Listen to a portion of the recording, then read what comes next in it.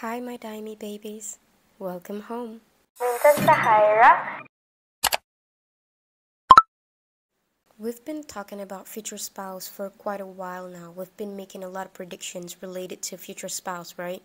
So today, we are going to talk about the planetary transits triggering marriage.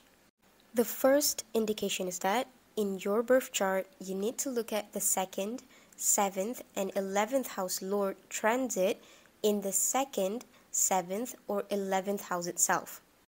If you have one of those transits, then it shows that you have the possibilities, the chance to get married at that time, or to meet your soulmate, the possible soulmate, the possible future husband. If you're wondering why the 2nd and 11th house, because the 7th house represents marriage, right? So the 2nd house represents family matter. So, what marriage, wedding is a family matter.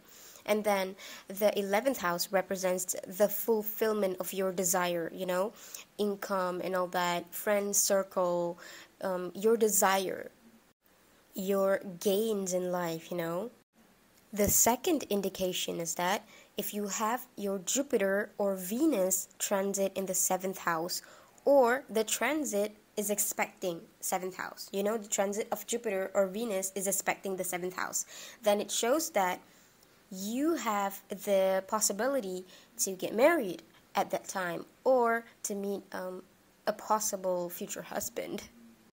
It doesn't matter what your gender is, but you have to look at the transit of both Jupiter and Venus. If you have either one of those, or maybe both of them, in the 7th house or expecting the 7th house, then you can expect a marriage life, or you can expect a future husband, meeting a future husband, meeting someone who can be your future husband.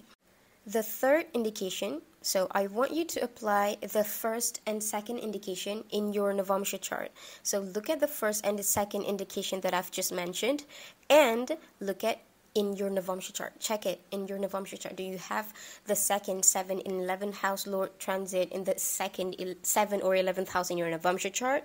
Or do you have Jupiter or Venus transit in the 7th house, or Jupiter or Venus transit expecting the 7th house, Yeah, you have to check that in your Navamsha chart.